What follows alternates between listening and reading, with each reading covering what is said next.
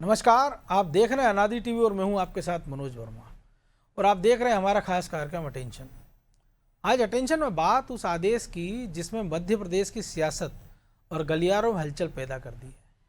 Bharatiya Janata party जो खुद को कैडर बेस्ड पार्टी कहती है, वो दावा करती है कि उसका एक एक कार्यकर्ता उसकी पूंजी है। आज उसी पार्टी ने अपने कार्यकर्ताओं और मंत्रियों के बीच अनुशंसा पत्र की एक दीवार खड़ी कर दी है। जी हाँ, नया फरमान है कि अगर किसी कार्यकर्ता को मंत्री जी से काम करवाना है तो उसे पहले सांसद या विधायक का सिफारिशी लेटर लाना होगा या फिर जिलाध्यक्ष का। अब सवाल ये उठता है कि क्या बीजेपी का शीर्ष नेतृत्व अपने ही कार्यकर्ताओं पर भरोसा खो चुका है? और सवाल ये भी है कि अगर जमीन पर मौजूद कार्यकर्ता को उसका स्थानीय जनप्रतिनिधि यानी विधायक या सांसद मिल रहा होता, उसकी सुनवाई हो रही होती, तो फिर उसे राजधानी में मंत्रियों के बंगले या बीजेपी दफ्तर के चक्कर काटने की नौबत क्यों आती? क्या यह आदेश इस बात की स्वीकारोक्ति नहीं है कि मध्य प्रदेश बीजेपी में अपने और खासों की खाई गहरी हो चुकी है? शीर्ष नेतृत्व अनुशासन की दुहाई दे रहा है, लेकिन क्या यह अनुशासन है या कार्यकर्ताओं की आवाज़ को फिल्टर करने की साजिश? एक तरफ अंत्योदय की बात और दूसरी तरफ अपने ही सिपाही के लिए दफ्तरों के चक्कर काटने का नया नियम। क्या सत्ता के मद में चूर नेता अपनों को ही आंखों में आंखें डालकर बात करने से कतरा रहे हैं? आज इसी मुद्दे पर हम चर्चा करेंगे और पूछेंगे उन रहनुमाओं से कि क्या लेटर पेड की बिना कार्यकर्ता की कोई बिसात नहीं बची? तो बने रहिए हमारे साथ, क्योंकि आज अटेंशन की बारी उन सत्ताधीशों की है जिन्होंने कार्यकर्ताओं को केवल चुनाव जिताने वाली मशीन समझ लिया है। लेकिन पहले देखिए ये रिपोर्ट।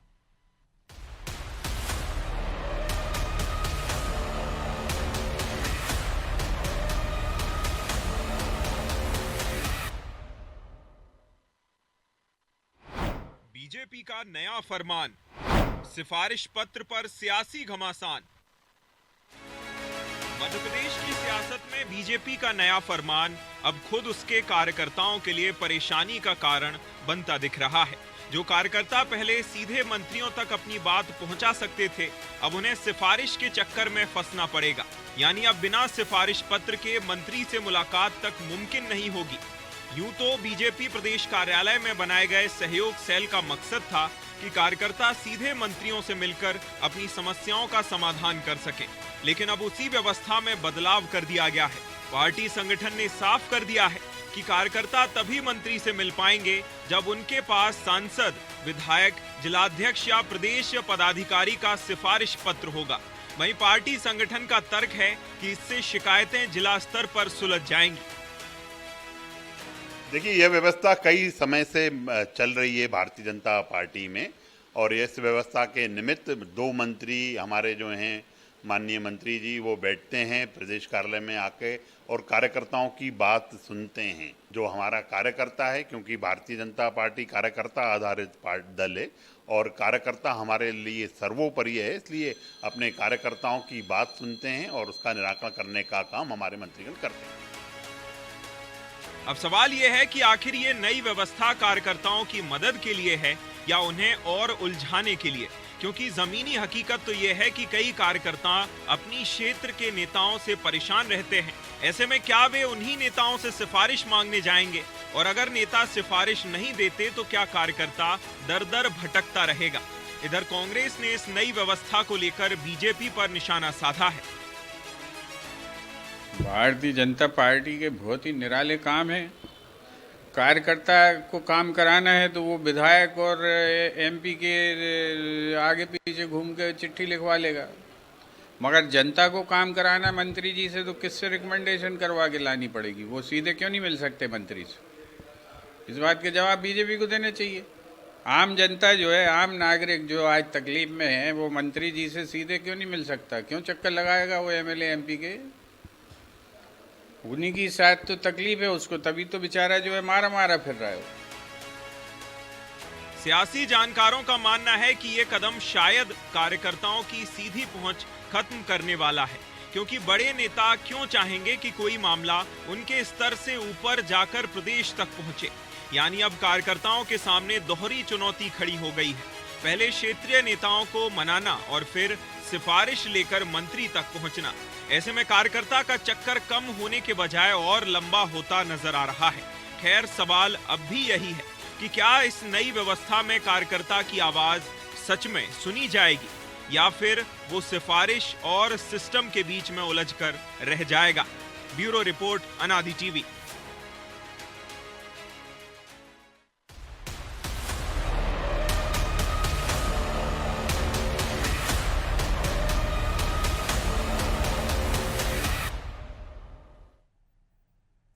तो इसी मुद्दे पर चर्चा करने के लिए हमारे साथ जुड़ गए हैं वरिष्ठ पत्रकार अशोक शुक्ला और हमारे सहयोगी ब्रजेश चौक से। बहुत स्वागत है शुक्ला जी आपका अनादि टीवी में। धन्यवाद।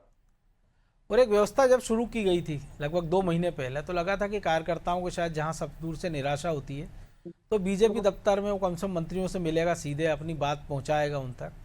और अब ये सिफारिश पत्र की बात, क्योंकि ज़्यादातर अगर यही दिक्कत तो है कि अगर उसको क्षेत्र में विधायक सांसद मिल जाए होते हैं उस कार्यकर्ता को, या जिला अध्यक्ष मिल जाए, तो उसको भोपाल तक आने की ज़रूरत नहीं है। आसपास के ज़िले तो चलो ठीक है, विदिशा, रायसेन है, सीहोर है, लेकिन अगर कोई सीधी सिंगरौली से आ रहा है, कोई भिंड मुरैना से आ रहा है 400, 500, 700 किलोमीटर का सफ़र करके, और उस पर तुर्रा ये कि पहले आप वहाँ अपने जनप्रतिनिधि को ढूंढो या जिला अध्यक्ष को, उससे सिफारिश लिखो, फिर आप आइए। और हम तो अब ये देख रहे हैं बीजेपी में जो कांग्रेस में होता था कि किसी एक क्षेत्र का विधायक है तो वो दूसरे क्षेत्र के कार्यकर्ताओं की नहीं सुनता है। हमने भोपाल में ऐसे दृश्य देखे हैं कि जब महापौर थे आलोक शर्मा, तो जो विधायक थे दूसरे, वो उनके क्षेत्रों में नहीं बुलाते थे महापौर को। मुझे लगता है कि सत्ता और संगठन के बीच में दूरी लगातार बढ़ रही है। खासतौर पे जब से हेमंत खंडेलवाल जी आए हैं, तो पहले हेमंत खंडेलवाल जी ने कार्यकर्ताओं से कहा था कि वो भोपाल आना बंद कर दें, तो उनके भोपाल आने पर एक प्रतिबंध लगा था। उन्हें जो भी बात अपनी कहनी है वो अपने जिले में रहें, अपने जिले में काम करें, अपने क्षेत्र में काम करें, भोपाल ना आए। तो इस तरह के एक निर्देश जो है जारी हुए थे। और मुझे लगता है ये व्यवस्था आपको केवल मध्य प्रदेश में ही देखने को मिल रही है। मध्य प्रदेश में तरह तरह के प्रयोग हो रहे हैं। अभी कार्यकर्ता जो है वो मंत्री से भी मिल लेता था और भोपाल भी पहुंच जाता था, और जो अपने का उसके खुद के काम होते थे या उसके क्षेत्र की जनता के काम होते थे तो वो उनसे वो करवा भी लेता था और मंत्री उसकी सुनते भी थे। लेकिन मुझे लगता है कि नई व्यवस्था में सांसद और विधायकों का महत्व बढ़ेगा। मंत्री पहले से महत्वपूर्ण है और कार्यकर्ता जो है वो निश्चित तौर पर निराश होगा। लेकिन ये इसका एक बड़ा खामियाजा पार्टी को तब भुगतना पड़ेगा जब चुनाव आएगा। तब यही कार्यकर्ता जो है सांसद और विधायक की उसी तरह से सुनेगा जिस तरह से आज जो है सांसद और विधायक और मंत्री जो है कार्यकर्ताओं की सुन रहे हैं। तो ये नई जो व्यवस्था है उससे ऐसा लगता है कि सत्ता और संगठन के बीच में अब दूरी बढ़ती जा रही है, खासतौर पर जब से हेमंत खंडेलवाल जी आए तब से। हालांकि उन्होंने तो प्रयास अच्छा ही किया था कि भाई मंत्री बैठेंगे, कार्यकर्ताओं से संवाद करेंगे, ये एक व्यवस्था ये भी कर रहे हैं कि मंत्रालय में भी कम से कम 2 दिन बैठेंगे। लेकिन ये बीच बीच में जो नए फरमान है ये शायद गड़बड़ा कर रहे हैं मामला। देखिए मनोज जी, जो कार्यकर्ता होता है वो सीधे जनता से जुड़ा होता है। वो केवल अपने काम लेके नहीं जाता है, वो जनता के भी काम लेके जाता है। और जब विधायक और सांसद उसकी नहीं सुन रहे होते हैं तभी तो वो भोपाल जाता है। लेकिन अब आपने जब उसी विधायक और सांसद की सिफारिश पर उसको मिलने की अनुमति दी कि वो मंत्री से मिलेगा, तो अब आप सोचिए कि कार्यकर्ताओं के लिए कितना मुश्किल हो गया है। मतलब एक तरह से ये है कि अब जनता की पहुंच जो है सीधे सरकार तक नहीं रह जाएगी। कार्यकर्ता एक बड़ा माध्यम है जनता की बात जो है सरकार तक पहुंचाने के लिए जी। तो ये नई व्यवस्था से निश्चित तौर पर कार्यकर्ता जो है हतोत्साहित होंगे, निराश होंगे और इसका कोई स्वागत नहीं करेगा। बिल्कुल, लेकिन ब्रजेश जी बेहतर होता ना कि आप अनुशंसा पत्र लिखने की जगह सिफारिश पत्र लिख दो फिर तो मंत्री के नाम कि भैया ये कार्यकर्ता है, इसको मैं जानता हूँ, इतने साल से पार्टी के लिए काम करता, आप इसका एक काम कर दीजिए।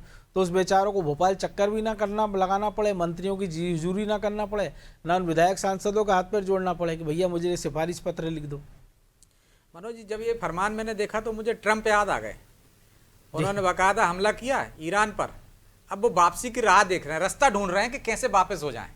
वैसे ही हालात ये हैं कि आपने एक सिस्टम तो बना दिया कि आप कार्यकर्ता आइए, मंत्री सीधे आपकी सुनवाई करेगा, क्योंकि कार्यकर्ता महत्वपूर्ण है, कार्यकर्ता सही तो पार्टी है। अब वो कार्यकर्ता उनके लिए संकट बन गया कि भाई वो तो शिकायतें लेके आ रहा है। किसकी शिकायत लेके आ रहा है? विधायक की शिकायत लेके आ रहा है, क्षेत्रीय जिला अध्यक्ष की शिकायत लेके आ रहा है। तो उनको लग रहा है कि ये तो एक नया सिस्टम खड़ा हो गया, वो तबादले किए आ रहा है वहाँ। और ऐसी भारी भरकम भीड़ भी जमा नहीं हुई। हम अब तक देख रहे हैं जितने मंत्री बैठे हैं, कोई ऐसी भीड़ लगी आपको? कई बार तो उनकी बत्ती लगी, गाड़ी हटा दो, गाड़ियां तो पता ही नहीं चलता कि मंत्री बैठा बीजेपी दफ्तर में। तो आप देखिए, ऐसा भी कोई अव्यवस्था नहीं हो रही थी कि हम दूर दराज से जिलों से इतने कार्यकर्ता बसों में भर के आ गए कि उनको इस तरह से निर्देश जारी करना पड़े कि सिफारिश लेके आई। अब संकट ये है कि सिफारिश किसकी लेकर आए? यदि वो विधायक जिला अध्यक्ष उसके काम करा रहा होता तो उनको मंत्री तक आने की क्या जरूरत? बिल्कुल। वो जिला अध्यक्ष क्या आप गुटबाजी से भिन्न होगा क्या? वो क्या वो विधायक की शिकायत करना चाहते होंगे, विधायक की उनकी सुनवाई नहीं कर रहा होगा तो किससे कहेंगे वो सिफारिश कर दो आप? जिला अध्यक्ष से उनकी पटरी नहीं बैठ रही होगी तो किससे कहेंगे? आप उदाहरण के तौर पर देख लीजिए, आप ग्वालियर से कोई व्यक्ति आया तो सिफारिश किसकी चलेगी? वहां के सांसद की, बिल्कुल नरेंद्र सिंह तोमर जी की, बाकी के लोगों की।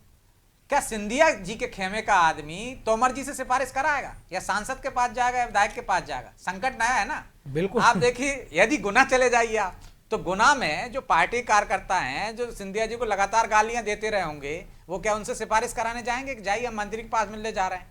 वो तो सिंधिया जी कहेंगे हाँ मंत्री से मैं सिफारिश करूंगा, क्या मैं काम नहीं कर सकता हूं? यही ईगो आ गया नरेंद्र सिंह तोमर के पास। तो ये सिस्टम बनाया ही क्यों आपने? सिस्टम इसलिए बनाया था कि कार्यकर्ता की जो सुनवाई नीचे नहीं हो रही, जिले में नहीं हो रही, वो परेशान हो रहा है, वो सीधा मंत्री से शिकायत करे। आपको फिल्टर सिस्टम बनाना था तो आप बनाते कि किस तरह के काम लेकर आना है भाई। आप ये कर देते हैं कि जो संगठन का एक पदाधिकारी जो कार्यालय प्रभारी है, उसको कि बिठा अगर देते। वो कार्यकर्ता की वैसी शिकायत है तो वो इनसे मिलेगा, संगठन को लेके और सरकार को लेके कुछ काम है तो वही मंत्रियों मैं से कह रहा हूं मिलेगा। मनोज जी, एक फिल्टर सिस्टम आपको बीजेपी कार्यालय में बनाना चाहिए था। पहले आपको मॉनिटरिंग करना चाहिए थी किस तरह की शिकायतें आ रही हैं, तो आप फिर कहते कि नहीं भाई तबादले के लिए नहीं आओगे आप मंत्री के पास, तबादले की बात करनी है तो सिफारिश वहां से कराइए। यदि आप विधायक, तो ये आपको संगठन को जो आला ऊपर बैठे हैं नेता, उनको नीचे का फीडबैक कैसे आएगा?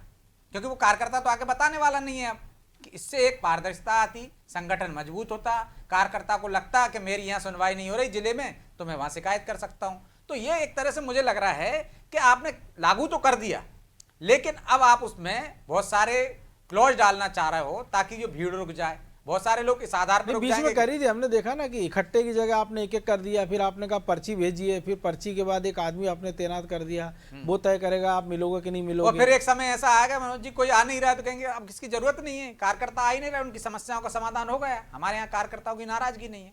तो ये पार्टी को पहले सोचना चाहिए था, यह सिस्टम को लागू करने से पहले आप उसमें लगा दीजिए क्या वजह, लेकिन आपको इतने जल्दी वापस लेना पड़ा। 1-2 महीने भी आप नहीं चला पाए हैं, तो इससे मतलब है कि संगठन में किस तरह की शिकायतें आ रही होंगी जिनसे आप परेशान हो गए।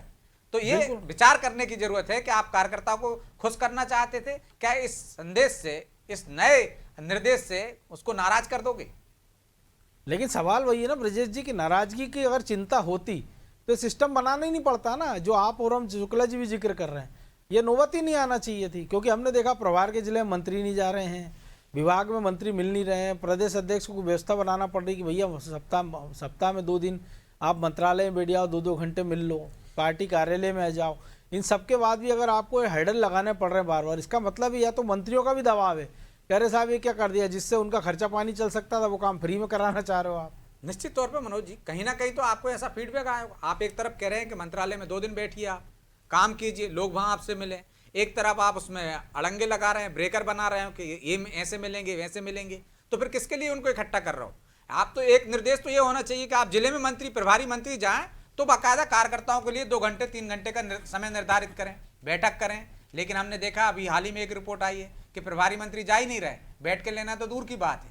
तो जब ये परिस्थितियां हैं तो जाएगा कहां से आदमी? विधायक तो कह देता मेरी सुनवाई नहीं हो रही, मेरी सुन नहीं रहे वहां पे, तो आएगा मंत्री के पास ही ना। तो पार्टी को वो सिस्टम बनाना चाहिए था, ना कि उसमें इस तरह के ब्रेकर लगाने चाहिए थे। मुझे लगता है कि जल्दबाजी में निर्णय है, वैसा ही निर्णय है कि आप साहब कह तो दिया, पालन तो करा दिया, लेकिन अब इसको कैसे रोकें, तो रोकने के जतन शुरू हो गए अभी से। ऐसे संकट आने लगे मुझे लगता है, या तो कार्यकर्ताओं की भीड़ ज्यादा आने लगी है, वो नजर नहीं आती, या फिर इस तरह की शिकायतें आने लगी हैं, इस तरह की सिफारिशें आने लगी हैं कि जिनको मंत्री पूरा नहीं कर पा रहे। बाद में समीक्षा होगी तो कार्यकर्ता कहेंगे देखिए साहब हम तो प्रदेश कार्यालय में होया है, मंत्रियों से मिल लिया, तब भी हमारी कार्यकर्ता की सुनवाई नहीं हो रही, तो एक नाराजगी बढ़ेगी कि भैया टॉप मोस्ट पर भी आपकी सुनवाई नहीं हो रही, तो फिर कहां जाएगा कार्यकर्ता? तो ये मुझे लगता है कार्यकर्ताओं को साधने के लिए कि नाराजगी उनके नीचे स्तर पर रहे, टॉप स्तर पर ना पहुंचे कि हमारी तो सुनवाई वहां भी नहीं हो रही। वैसे ही हालात हो जाएंगे ना जैसे कमलनाथ जी की सरकार में था कि जब मध्य प्रदेश की राजधानी में सुनवाई नहीं रही, चलो चलो कहेंगे तो फिर तो नाराजगी ज्यादा बढ़ी जाएगी ना। जो नीचे स्तर पर चलो चलो कह देते हैं तो वो कहते हैं कभी मौका मिलेगा तो संगठन में शिकायत करेंगे,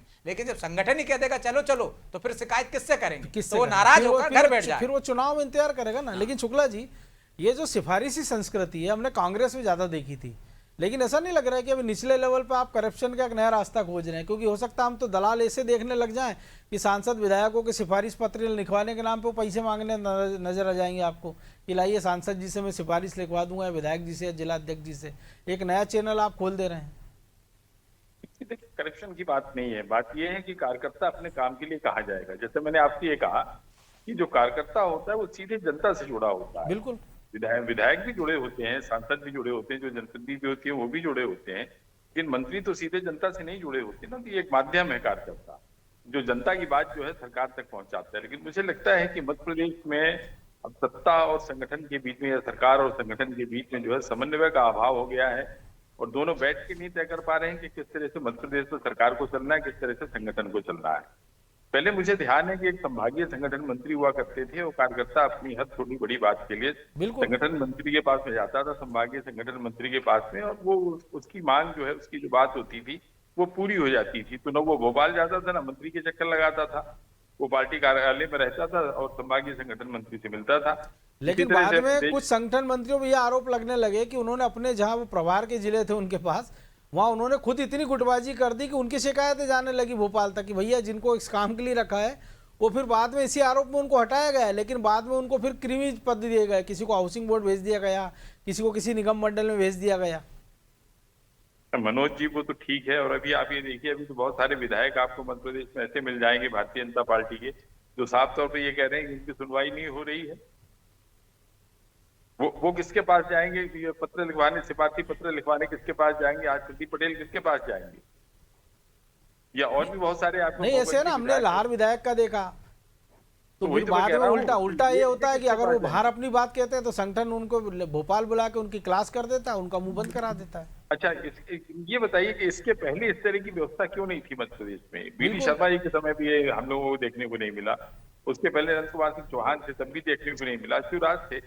ये नए नए प्रयोग क्यों हो रहे हैं? हेमंत खंडेलवाल जी, मुझे लगता है कि बिना सरकार को विश्वास में लिए हुए कुछ फैसले कर लेते हैं, और जब सरकार असहज महसूस करने लगती है तो फिर वो अपने फैसले बदल देते हैं। साफ तौर पे नजर आ रहा है कि सत्ता और संगठन के बीच में जो है समन्वय का अभाव है, और एक नीतिगत कोई निर्णय नहीं ले पा रहा है कि आखिर हमको अपने कार्यकर्ताओं को किस तरह से संतुष्ट करना है, और पार्टी और संगठन के बीच में और सरकार के बीच में किस तरह से समन्वय बनवाना है। ये उसके अभाव का नतीजा है कि आज आप कोई फैसला लेते हैं और कल उसी फैसले को आप बदल देते हैं, या उसको फिर आप जो है संशोधित कर देते हैं। इसका कारण ये भी हो सकता है ना शुक्ला जी, हमने देखा कि जो पहले जो महत्वपूर्ण पद होते थे, कार्यालय प्रभारी हो, ये है कि ऐसे जिम्मेदार लोग बैठा करते थे जो कार्यकर्ताओं से सीधे सुनते थे, उनके लिए सिफारिश पत्र लिख देते थे, उनके लिए फ़ोन लगा देते थे, मुख्यमंत्री निवास तक हो या वल्लभ भवन हो या जहाँ भी उनको लगाना पड़ता था। अब ऐसे लोग नीचे से निकल कर आ गए सिफारिश के दम पर, वो किसी को सुनते नहीं है, कार्यकर्ताओं से उनको मिलना नहीं है।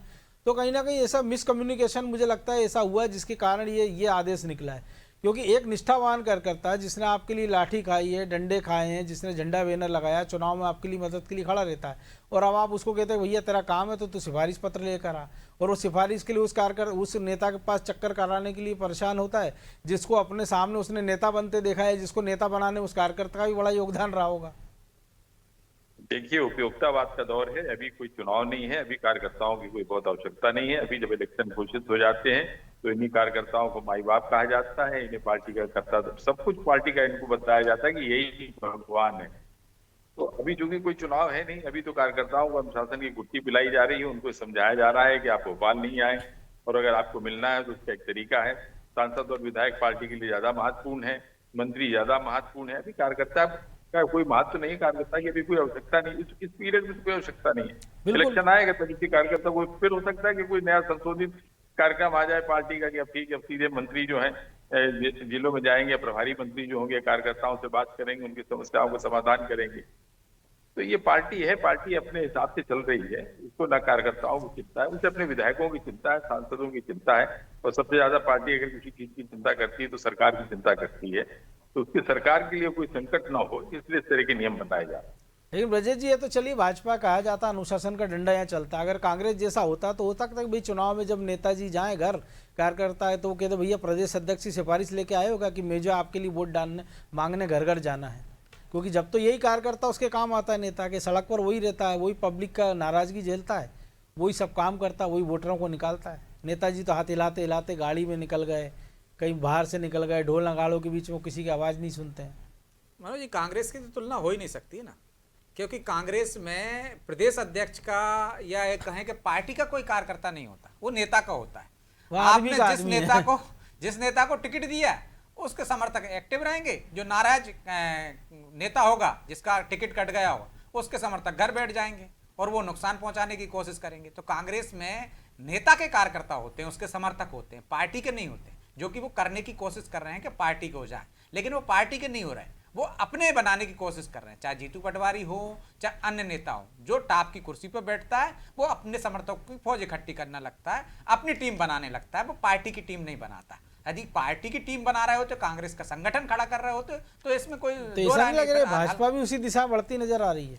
आप तो देखिए ना, हाँ भाजपा भी उस दिशा में बढ़ती नजर है। आप कांग्रेस की हाल ही की एक बैठक हुई कल, उसमें कार्यकर्ताओं ने, जो कार्यकर्ता नहीं कहूंगा उनको पदाधिकारी, बिल्कुल पदाधिकारी, कांग्रेस के पदाधिकारी कह रहे हैं जीतू पटवारी से सीधे सीधे कि आप किन लोगों से मिलते हो? आप तो कुणाल चौधरी के लोगों से मिलते हो, क्योंकि वो आपके पट्टे हैं, बाकी के लोगों से मिलते नहीं हो। एक कार्यकर्ता कह रहा है मैं 2 बार आपसे मिलने आया, 2-2 घंटे चला गया, आप चलो चलो करके निकल जाते हो। वो तो ये भी कह रहा बेचारा कि जब मंत्री थे तब भी नहीं मिलता, तब भी नहीं मिलते, प्रदेश अध्यक्षों को तब भी नहीं, प्रदेश अध्यक्षों को तब भी कार्यकर्ता की नहीं सुन रहे। तो कांग्रेस की परिस्थितियां अलग है, लेकिन बीजेपी में भी वैसे ही हालात हो रहे हैं। आप देखिए कि बीजेपी कैसे चल रही, सिस्टम क्या होता है। हमने देखा है डीजीपी ने एक आदेश जारी किया था कि नीचे का कोई भी कर्मचारी, थाना प्रभारी, इंस्पेक्टर से लेकर कोई भी कर्मचारी, चाहे वो सिपाही हो, सीधे मुझसे नहीं मिल सकता है, उसको सिफारिशी पत्र लाना पड़ेगा डीजीपी का या प्रभारी का।